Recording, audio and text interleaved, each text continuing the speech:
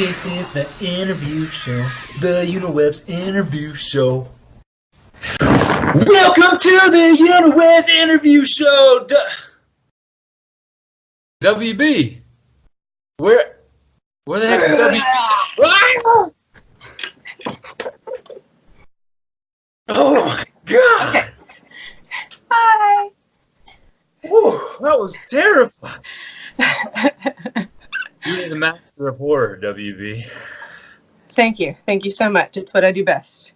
Welcome to the Uniweb interview show. Thank you for coming on. Thank you for having me. You're welcome. It's a pleasure. I'm your host, Matthew Whiteside. I'm joined today by WB Welch, author of Blood Drops. WB, I've been reading Blood Drops, and it's terrifying. The writing is wonderful. Thank you. The stories are terrifying. Glad to hear it. Tell me about this book. Well, it's probably not as complex as some would like for me to say. I actually started a horror story blog. I think it's been 2.5, 3 years now. And I did that, out of just, I enjoyed writing. I enjoyed putting it out there. I had maybe 5 readers for so long. Most of them were all friends from high school. Very sweet people. Anyway, back early on, about a year into my writing, I decided to do kind of a handprint edition called Blood Drop. And so, I'm sorry, I'm kind of getting lost in my train of thought here. It's okay. An S apparently adds a lot then, right? It adds a lot. It definitely multiplied. So I did a handprint edition, and it only had like 8 stories, but it was wrapped in canvas. And that looks so cool. I put them in like local shops, or if I went to lunch somewhere, I would leave one on the table for the waiter. And like, it was really fun. I just passed them out everywhere. That must have been the creepiest tip. Yeah, I went back and he's like, buddy. He said, so I read your book. I was like, did you?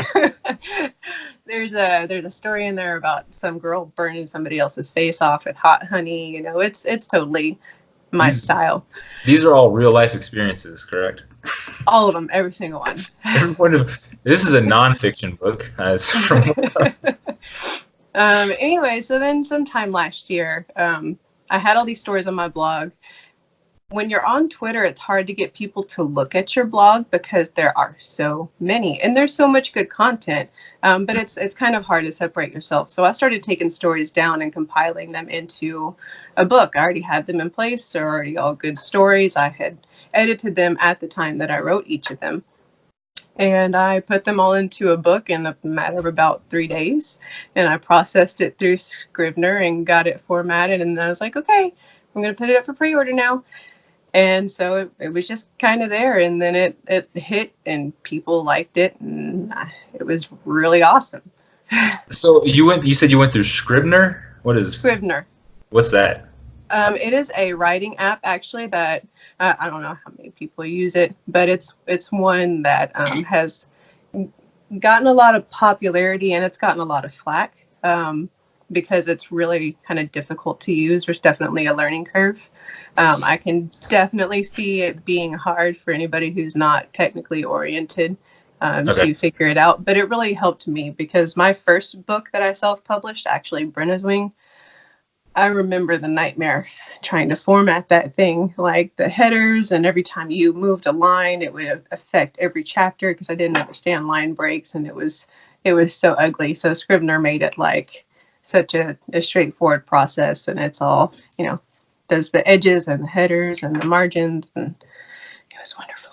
So, and that was all just Scrivener was all for the editing process, and you self-published it on KDP, or? Mm-hmm. Yeah, I did. All on Amazon KDP for the Kindle edition, and then I did it straight at the same spot for the paperback as well. And how long ago did you publish this? How long has the book been out? December 16th. December of 2016? No, December 16th of last year. It just came out a few months ago. So very recent. Yes. Have you made $1 million yet? No, but you guys need to find more copies. That's right. Absolutely. Goal. That's the goal. $1 million. Yeah. So what? What's the inspiration behind the horror stories? Have you always been a big fan of horror? I've loved horror. Well, I have hated horror since I was very young. I went to a scary movie with my brother when I was in single digits, and it was called Brain Scan. And this movie terrified me for so long that it actually became kind of an obsession of mine to watch more horror to be less scared. I'm still horrible. You're a sick person. I still jump at jump scares. I'm still the one that runs in the haunted house. I'm still a scaredy cat, but I love it to death. See, that makes no sense to me whatsoever. No, I know. Kudos to you. Kudos to you. But that takes, I don't know what that takes, but it takes something, right? To forcibly put yourself through. I guess it's an adrenaline rush, right? Yeah, I'm an adrenaline junkie. I've had a motorcycle, and I like all the roller coasters, and I've been skydiving and all that good stuff. How was skydiving? It was so fun. I want to do it again, over and over and over.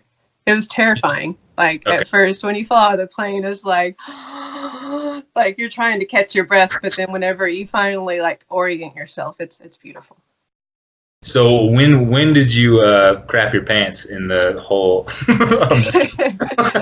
the worst because part I imagine I would totally just completely lose it. The worst part was the ride up, because you're in this airplane that doesn't even sound like it should still hold together, because all it does is taxi people up and down all day, and it's just shaking the crap out of you. And finally get to jump off of this thing, and then you're I'm glad I'm strapped to somebody, because I'm looking at the ground, and I would end up way off somewhere else over there. I mean, I guess it's got to be comforting to be strapped, like being a baby Bjorn, basically, to another human being Yeah. while you're jumping out of a plane. Did you guys get to spend some time building trust with this person before, doing trust falls into their arms beforehand? No. No. This is a complete stranger. Yeah. We met, and then we were strapping in together. All right, let's go. Yeah, you're tough. My sisters have done that, and I'm just a huge scaredy cat. My brother made me watch Freddy Krueger when I was a kid, Mm-hmm. when I was 4 years old. And, okay, a couple of side effects. I stopped eating bologna sandwiches for some reason, because watching Freddy Krueger made me think bologna equals death and bad. I don't know why. And then, I have never been able to watch horror since then. So Really? reading your book, I promise you, I never do it. I never read horror. This is a first for me. And the fact that I'm enjoying it and actually connecting with some of the stories means that you obviously have some form of talent, which you do. Thank you. I'm flattered that you are reading it when it's not something that's typically in your field house. It's not, but I feel it's necessary. You say you go after these things that scare you. I think it's necessary for growth, because there's something there, right? There's a reason it scares me, and it's I know I'm not going to die from watching a movie, or even though that movie, The Ring. But so yeah, I know it's just all right. That's the cool thing about writing too, right? Because it teaches us how to deal with certain situations that without having to actually go through it. Yeah. So sure. who are some of your inspirations growing up? Well, I don't know. I didn't aspire to I guess I'm stuttering because let me speak. I didn't have a lot of writer inspirations growing up. I never saw myself being successful with it. I always very much discounted myself, and I made good grades, so I relied very heavily on that and said, I'm going to go to med school, or I'm going to be a marine biologist, something that you can achieve in measurable success, so to speak, and get that degree and get a technical job. And it wasn't until I actually got into college that I started to kind of flip the script, and I ended up majoring in journalism. But and this is about to sound really cheesy because everybody looks up to this person. It was about 3-4 years ago that I reread Stephen King's book on writing. And like, I had tried to write a book before, and outlining it just blew my mind. I couldn't do it. I couldn't plan out an entire book before I started. And so I just never tried. He was the first one that said, you don't have to do it that way, in a way that I listened. And so that was, if we're talking about, inspiring in writing, it would have to be Stephen King, because that book completely changed my life. If I hadn't read it when I did, I probably wouldn't be doing this still. Like, it is what made me get into fiction. That just gave me the chills. Yeah, because his book has been mentioned so many times, talking to different authors. And I told you a little bit about my story before we talked, but I read it as well. And just the guy is he's a genius at writing. But yeah, that he's one of the ones that has like the clout that can say like, you don't need an outline, start writing, like sit down and do it, which was great because I was like, because I'm one of the types that just, they call it pantser, I guess, writes by the seat of their pants. So it sounds like, is that something you do as well? Oh yeah, for sure. Like I go with, there's definitely a plan in my head and a vibe that I want to produce, or where I want it to be, or kind of what I want it to be about. But then I pick a place to start, and it goes from there. Yeah. So with like sci-fi fantasy, it's kind of like a escapism for me when I write. So with horror and that kind of thing, do you feel like you have to get yourself in a certain state of mind to write that, or are you constantly in a state of like horrific thoughts? I'm always ready to kill people. No, I definitely have to get into a zone. I don't write for therapy anymore. I have self-therapied myself a lot over the years. I actually consider myself pretty well balanced emotionally these days. But I still write with feeling. So I have to get into a place where I'm very much inside of myself. And somewhere I can be physically still, but separated from my skin, and I can really connect with this vibe. And that is what I write from. Like, it's not a theme or an ideal to me. It's kind of what I want my reader to feel whenever they're reading it. But it's not even that defined at the time, because at the time, there's not even necessarily a reader in mind. It's just the story evolving. Yeah, it's like a meditative state almost, right? Where you just that when you talked about like getting into a certain frequency, or it totally makes sense. We have to become a channel for whatever inspiration is striking us at the moment. And I think each individual human being, each individual writer is like, we're all tuned just slightly differently. Even if it's just like the tiniest degree difference, we're all tuned just a little differently to tap into something. And it's not necessarily our job to figure out or to judge what it is. It's just our job to kind of like allow it to come out, right? Definitely. That's so cool. So you said you have some other stuff before we started talking. You've got some a surprise of some sort. Oh, that was the surprise. Was the very old edition. This was the very first copy. Did you mean to make it look like a voodoo doll of some sort? It's a burlap. I got some burlap sack and chopped it up and painted it, and did a self print and everything.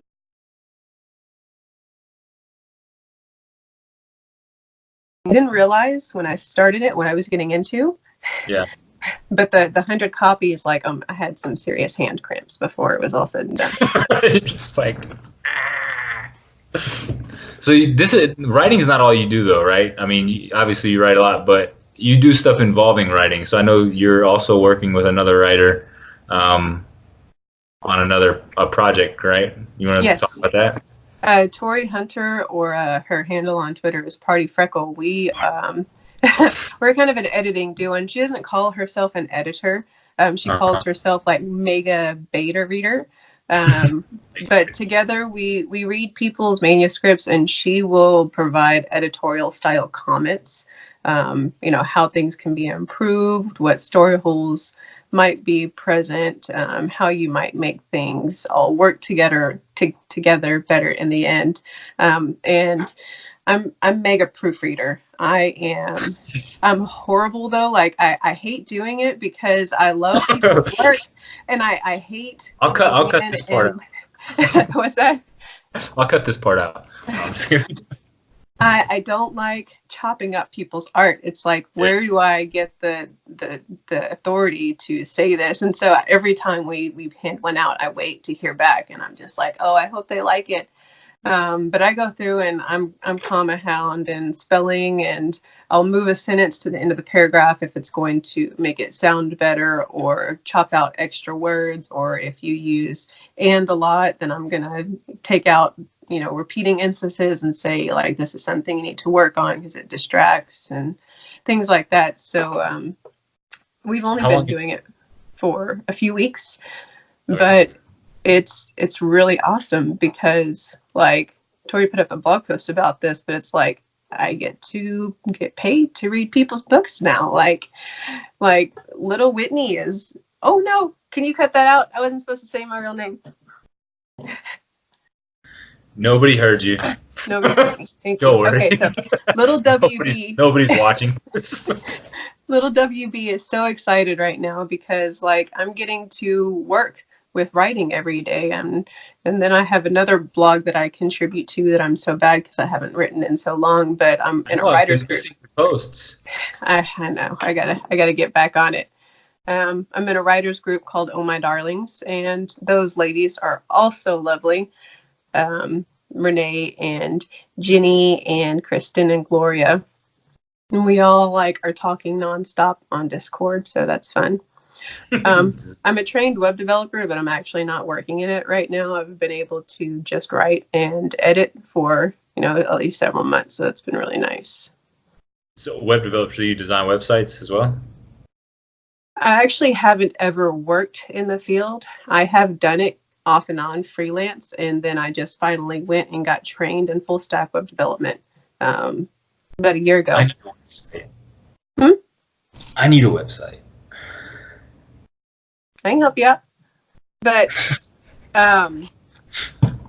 outside of the interview we can, but it'll be easier if I help you just use a template to set it up. I even used a template for my websites because they're so easy and accessible, and so much quicker if you need to make changes down the road than if you have a website from scratch. That's like big business stuff these days. Yeah, absolutely. So it sounds like you're pretty busy. Yes. Doing a whole bunch of different stuff. Are you still are you writing something new? A new Yes. Blood Drops 2, perhaps? Not that yet. Bloodier Drops. I do. Bloody Drops. I do have plans to release probably another Blood Drops in the series this coming fall. But right now I'm working on a novel that its working title is Damp, and I'm querying another book called Christabel's Eden. So I do have a couple pieces. I am still working toward traditional publication while I'm building my indie career too. Awesome. So what have you found has been the most difficult process in the indie publishing world for you? Getting yourself out there. The marketing aspect. I know you talked about that in one of your other videos, but it rings true. It's hard to get attention in this modern world. I'm sure it's never been easy, but it's really hard right now. Right. Well, it's just the swimming in a sea of so many voices, Yeah. It's how do I get my voice to stand out? And that's the hope for this is I mean, everybody I've talked to has got a story worth reading, and it's can we just somehow get the indie published authors' voices heard, screaming a little bit louder, and that's been the thing for me too. Because when I first wrote the book, it was I wrote a book, and then I looked on Amazon Kindle and all that kind of stuff, and I was like, everybody wrote a book. It's just like, but it's fun in the same vein, you know, learning how to navigate that, because it's like a lifelong journey. It's not I wrote a book, see you later, you know, kind of deal. That's definitely a very good point, and I feel like that's a solid misconception, that you want to be able to say, I wrote it and I'm done with it. But even whenever you have an agent and even whenever you have an editor, like, you don't just write it and put it on the shelf. There's still revisions you have to go through. There's always something else that you have to do. And eventually you're going to have to put on that business hat. You can't just be the artsy writer if you really want to spread your message. You know, if you want to write your book and if you're not worried about its reach, then that's not as much of a concern. But if you're really trying to get out there, you definitely have to put on your business hat and learn how to get out there and rub some elbows and talk to people and, you know, spread your story. Tell people why they want to read it. Yeah, and it's almost like one of those things that we don't talk about enough, because it's kind of like, it, for whatever reason, it gives people the wrong idea. Like, we're the self-promotion idea, right? It's like, well, of course I'm self-promoting. Who the heck else is going to do it? You know? And I feel like that it gets a bad rap, but it's so necessary at the same time. How do you feel about what you do? Like, how do you go about your promotion and getting your story out there? It's a very intuitive, but also a delicate kind of intentional balance. Like, okay. I get ideas and I post them. And if I feel like, oh, I just put up a self-promotion yesterday, I better wait, then I'll save it in my tweet drafts and I'll try to wait and do it in a few days so that I'm not overloading people, because I think everything in life really is about balance, right? So if people see little sprinkles, thing just popped up. If people see little sprinkles here and there, like, they're not too worried about it. But if you're just talking about yourself all day long, like, nobody wants to hear that, because people like to talk about themselves too, right? So, you know, it's all a delicate balance. And the whole thing with blood drops and why I think it's done so well is because people have been advocating it for me. And all I can speak to that is that it has been well received for whatever reason. People like it, and I've been very grateful that they talk about it and it is making other people notice it. And that's, you know, you can't pay for that. I mean, you can, but you can tell if it's not genuine. You can tell.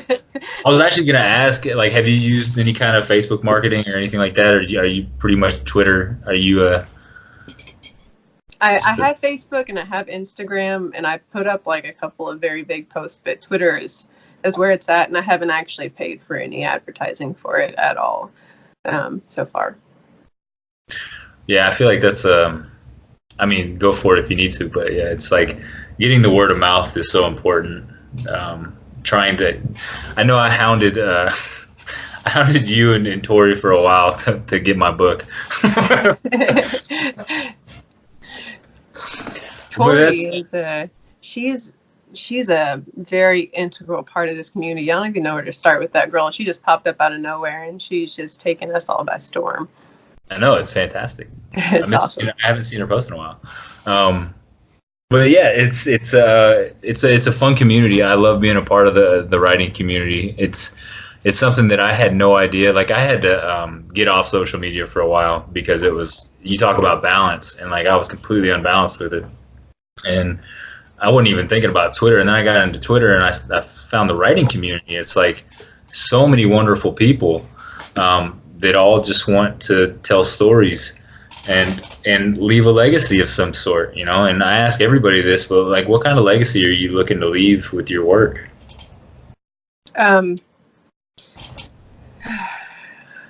Legacy, I don't know. Is a gut punch a legacy? I want to punch people in the stomach. Yeah. People always ask what message I'm trying to put out, and basically I just try to make people feel. And like I said, whenever I'm writing, it's not even that intentional, but I like to write the truth of people, like how people really react and handle situations. And like, because that was my biggest complaint growing up watching horror movies, was like, why is she going upstairs? She should not be going upstairs. Yeah. Like, I want to write the truth, and that's something that Stephen King stressed in his On Writing as well, and that really sank in. Was he's like, write the truth and put it in there and make it authentic, and people will feel it, and it'll be better for it. Yeah, getting those emotions and feelings on paper is something that good writers do really well, right? Because it's so hard to voice emotions. I think that's why a lot of people, writing is therapeutic for so many people, because it's like finally a chance to just put it out in so many different ways, as many ways as possible. Sometimes it takes 7 or 8 books to finally work out that thing that's been like, oh, now I get it, but because it's like, how many word combinations is it going to take for me to figure out what the heck I'm trying to figure out? Yeah. But how do you feel like, sorry, I'm jumping around like crazy. How do you feel like you do getting your emotions? Is it a process for you? You talked about a meditative state, or I talked about a meditative state. You talked about like getting into frequency. Do you feel like that's something you're really good at, or what do you struggle with in terms of your writing? Some days, most days it's really good. Some days, like, I sit down and I really want to write, and I'm really inspired to write, and I feel like, it's like, oh, I have this idea and I want to integrate it, and then I get started and I can't disconnect enough. I can't get into the story and outside of my own head. And if I continue to write on those days, like, I always just delete it later. So I've learned when I'm like that, I just don't even try. Like, I'll make it a reading day, or I'll decide that I need a creative break, and, I'll go do something else and play some video games or get out of the house or anything just to distract. And usually when I come back the next day, it's better. But it usually takes a good 30, 45 minutes to really, like, I don't know, settle. Is, like if you pour sand grains into water and it takes a while for it to get to the bottom and the water to get clear again. That's what it feels like, whenever I sit down. Like, it takes a while for me to come to it and then to really get started. I like that. Yeah, pulling away for a little while. And that's something I know I struggle with, trying to force the issue, is because, in talking about On Writing, Stephen King's book, he's got that quota of words per day, and I like to stick to a quota because it makes me feel productive, and when I feel productive, I feel sane in some way. But do you have like a quota you try to stick to, or you just pretty much go with the flow kind of gal? I'm go with the flow in every way of life, and that's my writing too. Like, I like to write every day, but I definitely don't. More often than not, I probably write 5 days a week. And, if I take the day off, I don't abuse myself for it. I don't feel bad. I'm the only person that I need to be held accountable for, or held accountable to. And I try not to let the influence of the word count, like, that used to actually make me feel bad if I didn't reach a word count. And then the next day I would sit down to write and try to make up for it. And sometimes it would be counterproductive. And so I actually completely cut that aspect out. As long as I'm sticking to my story and I'm not losing touch with my characters, then, it's all good. It's almost like a form of self-care, right? Of self-love, like not beating the crap out of yourself because you didn't hit a certain number of words a day. Yeah, that's important. And I don't think it gets talked about enough how we know, like, just taking care of ourselves, because as artists, as writers, we're always putting ourselves out there for the world to judge. And so I know for me, like, I can become extremely overcritical of what I do, but like walking through those fears and like putting it out there and just making sure that I'm okay on a daily basis but it takes a long time to get there, right? Like, you weren't born this way, right? Like, you've always been this way? Absolutely not. Like, I used to be so high strung and anxious and self-critical and very self-judgy. Like, I didn't like myself probably until I was at least 30. Like I felt like a lesser than, and I didn't see myself as like really having any value. Even though like I was aware that I didn't see it myself. And so I didn't really believe it. And so like it took a long time, and I'm very thankful for my upbringing. I had a loving mother and very value ridden grandmother. And my dad was always actually talking to me about meditation and like kind of, world love and all hippie type stuff. So I had a lot of good background to kind of improve how I treat myself. That's good. I'm all about the hippie kind of stuff because like Uniweb, it's basically, because one people, like I want everybody to come together, and love each other. Yeah. I'm a total hippie. That's good. And you meditate, I take it. Yes. Meditation has like changed my life, and my anxiety has, right? Yeah. I wrote about it in a blog post about tackling anxiety, like practicing breathing when life hits. It's like if I practice breathing by myself and gotten quiet, then I'm not going to freak out when something happens. I can remember that I know how to breathe. Yes. Actually, I had to do it before our show because, believe it or not, like I have horrible stage fright. And so anytime I have to do anything important, like short breath. Oh, you think this is important? It is important. Makes me feel so good. So I was drinking some nice relaxing tea and meditating and trying to bring myself down a little bit. It's an amazing practice, and it's one of those things where I feel like it gets too convoluted, and too much is made of like how to meditate. It's really like just a practice of not sitting still and not just attaching to your thoughts, not reacting so much. Because I know when I tried to meditate at first, it was like every single thought in my head was, there's something in the room where you're like, you have to move now. Like your face itches really bad. Like, everything, right? You never realize how much your face itches until you're trying to meditate and you're like, ah. Just like I want to burn my face off, like in that story in your book. Is there any certain way you practice meditation? Or? No, kind of go with the flow. Sometimes I meditate if I'm laying down in bed, or I'll sit in my desk chair. And I actually don't do the lotus position too much because I actually used to be a personal trainer, and so I'm trying to correct some alignment. And so I do a lot of straight positioning for my body right now, but it's kind of anywhere as long as I have a few minutes of peace, and I know nobody's going to come into my space for a little while. I can't imagine being inside your head and trying to meditate. It must be terrifying. I have so some of the scariest dreams. Like I've had some horrible dreams. I can still remember a very vivid nightmare I had of Michael Myers, probably 12 years ago now, where he chased me into the house I was living in. And anyway, long story short, I ended up cutting his head off at the end of it. But I can still remember what it feels like, and it was so creepy. You had like visceral feel of cutting his head off? Yeah. Oh my gosh. It was really freaking weird. Like that one kind of stuck with me for a while.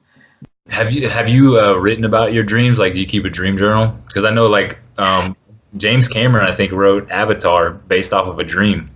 I should, but I don't. But I should. There's so many shoulds, right? We should all do. We should Back all to self-love, though, right? Self-love, right? Yeah. Don't shit all over yourself. Yeah. You're doing great. That's cool though, because like the dream aspect of it. I mean, I'm sure it's giving you some sort of inspiration, even if you haven't written about it. Because I know that I get some of my best ideas in between the time I lay down and like as I'm falling asleep. I have like these, because I feel like when we go to sleep, we like we traverse into another dimension, honestly. And the same thing with meditation. It's like we're on this plane of existence, and we get to kind of traverse that as we fall asleep into unconsciousness. And in that place, it's like all the creativity, all the flow, like everything we could ever want is there. Our imagination, right? And it's all just like waiting for us to play, almost. Yeah, I don't know where I was going with that. I just thought it was cool. No, I agree. I actually can't tell you how many times I have popped up out of bed and had to grab my phone and put a note in, because drifting off to sleep is actually where I have a lot of ideas. And usually it's like a one-liner. It starts with one sentence, and I'll put that note in my phone, and then I might come back to it 6 months later, and it ends up turning into a story or a book or whatever. Yeah, I've written so many things just based off of one line, because it's just it's the idea. Like, inspiration to me is the idea of an idea. Mm-hmm. So like, and as writers, we just have to chase it as far as it'll go, and then I'm of the belief that I'll just write this story, and the ending will come when it's ready, kind of deal. Which is, I think, a super hippie way to think of it. It is. Whenever this book is ready to be done, man. It'll happen, man. It'll happen. Yeah. That's awesome. So you used to be a personal trainer too, huh? Mm-hmm. How long did you do that for? About 3 years or so. I worked. I got certified with NASM, and I worked at LA Fitness for like a year.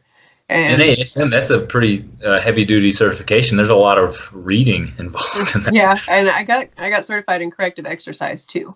So I did a couple or a few of their certifications. Worked at LA Fitness for like a year, and the whole half an hour schedule and cells, and that was just too much for me without saying too much. So I went to contract, but then, working on your own, it's like you have to hustle to make money in that industry. Yep. And it was too much. So I just stopped. Yeah. But you still enjoy fitness. Mm-hmm. I can't go too ham. I was getting into bodybuilding, actually. I was going to compete in the women's physique division, and I had just hired. Can you flex? Yeah. No, not right now. No. It's been like so long. Like, there's not even barely a muscle. Like, I have to just. Those are right muscles. That's what that. There you go. I'm typing all day. Actually, I got carpal tunnel. They called it trauma-induced carpal tunnel. So I can't do too heavy a weight with my hands now, or like I really make it a lot worse. So I have to do a lot of lightweight stuff in my arms. I gotcha. Yeah, fitness has always been something fun for me. Yeah, too bad. I miss the weights. Like, I loved the heavy days. Really? Yeah. That's something I would not expect at all. Like, at all. That's interesting. What is it about lifting heavy weights? Is it the fear of dying? Because I know it is for me. No, actually, I think it was like the meditative state again. Because whenever you are lifting something that is so heavy, just like with writing, you kind of have to come outside of yourself, and you put it all into what you're doing right that moment, and all of your focus and all of your strength goes right there. And like, really, bodybuilding is what taught me so much about myself and how to be better and how to trust myself more, because I went from being somebody who knew nothing about fitness, and who, like, I did some cheerleading and karate when I was young, but like under 10. So between when I hit puberty and when I was like 28, I don't think I ever touched a weight. I barely did any cardio.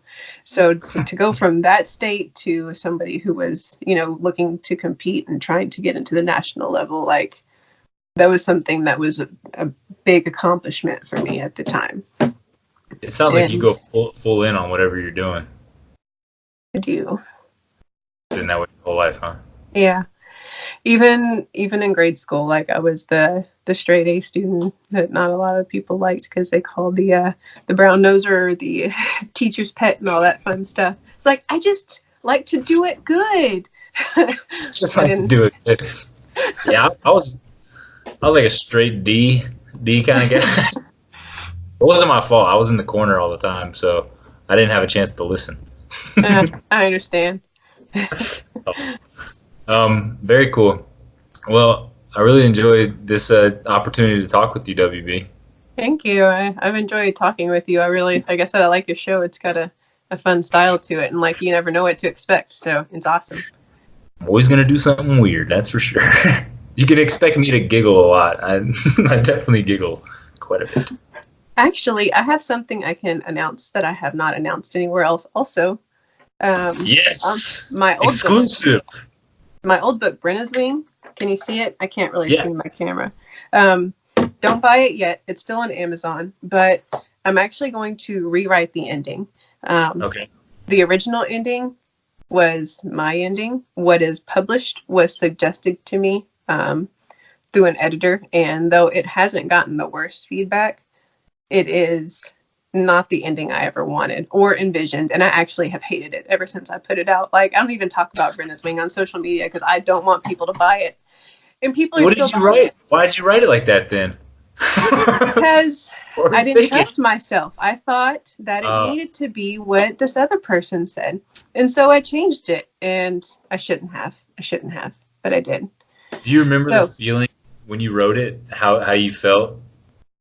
When I was writing the ending that I didn't like, Yeah. Do you remember that feeling? yes, like it What was felt like a betrayal, and it was like, this is a cheesy ending, and I don't do that. I don't do cheesy, like, but at the same time, it was what I felt like I should be doing, and I was like, well, if this is what's going to get it published, and you know, which I hadn't.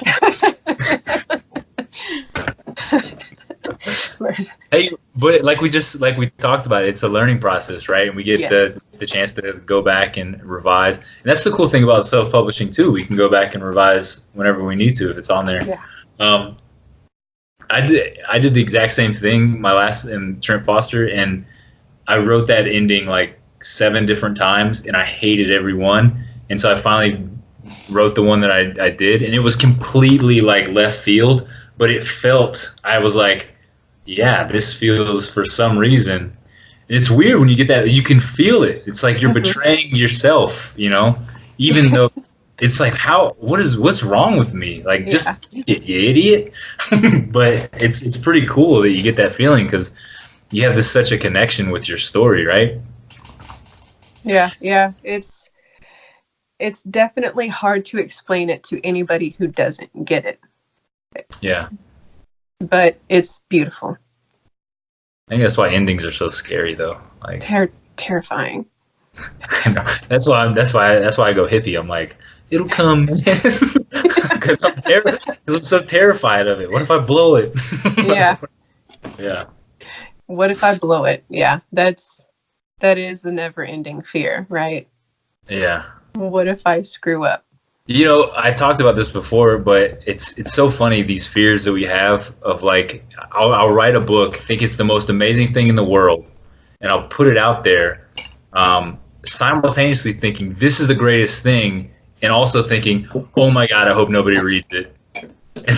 And then like, because it's like I'm terrified that they're gonna hate it or love it or whatever it is, but it's like having this duality of fear that just makes you feel sick. It's like, am I crazy? It's absolutely a form of insanity. Yeah, I agree. But I think that is what makes us beautiful and what makes us so good at creating, right? We're so shiny. We're shiny flower children. Yeah, Princes I like that. And princesses. Yeah, but my flower is covered in blood, though. Sorry. That's okay. It just makes it prettier or something. we're just a lot more terrifying. Yeah, that's okay. Well, what's the one thing you want to leave the community with? Well, I think based off our discussion. No. Okay. Oh, wait. go ahead. Sorry. Since you're into this kind of stuff, and I don't like talking about death, but what would you put on your tombstone for the world to know you by? Oh boy. What would I put on my tombstone? Probably something along the lines of bring pizza. Bring pizza. Wherever have I'm a at, I would definitely like a slice of some pepperoni with me. Is that your favorite food? Yes. I don't Pizza. know if it's my favorite food. Like, I love pizza, but I very realistically, my stomach cannot handle pizza all the time. But pizza is like one of my top 5.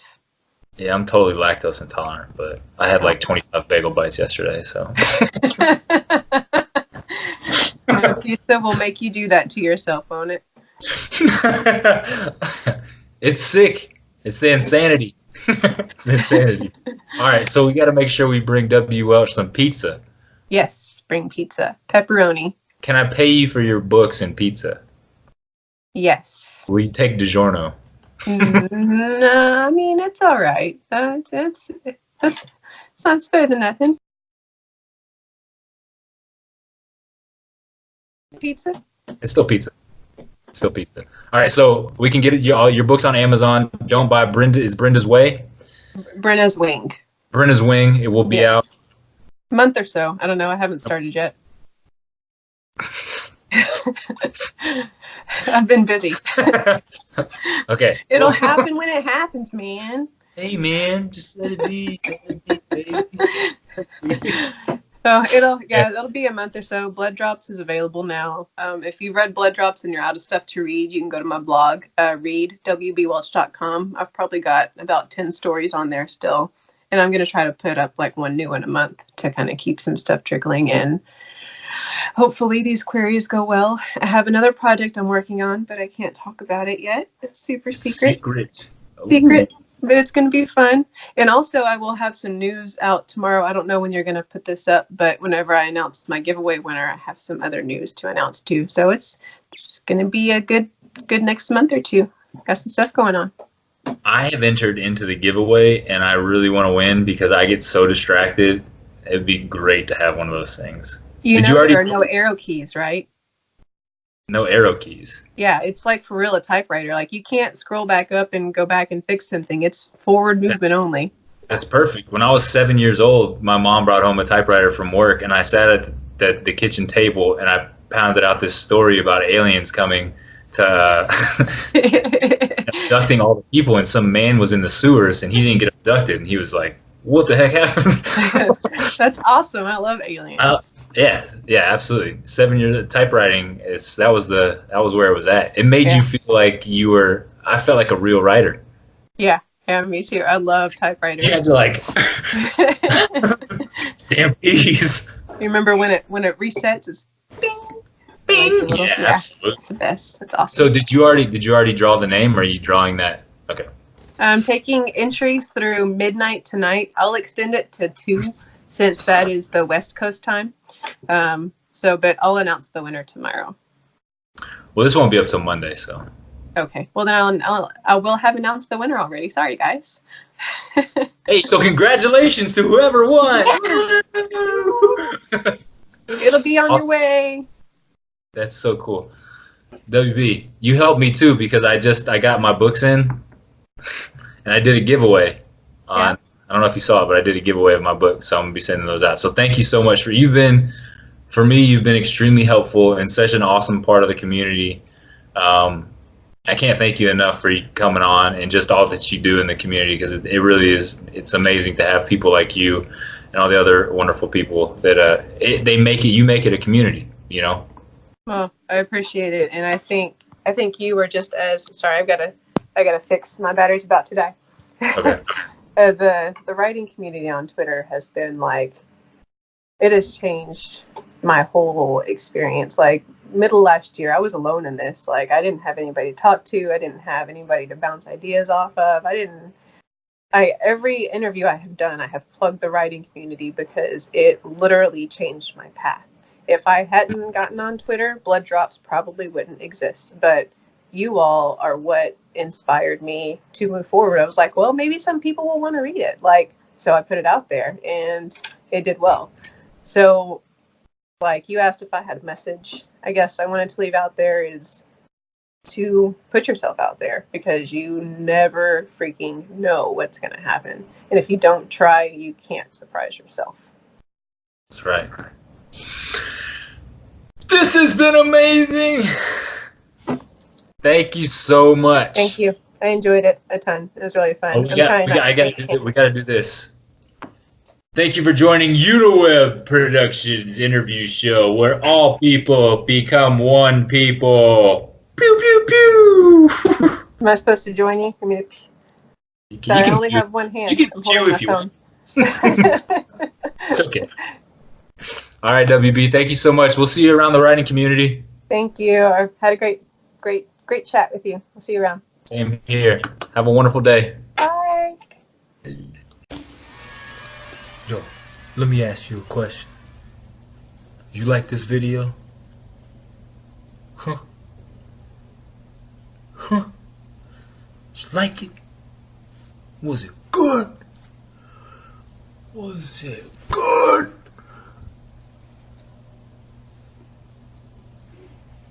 If you did like it, please subscribe. Thanks.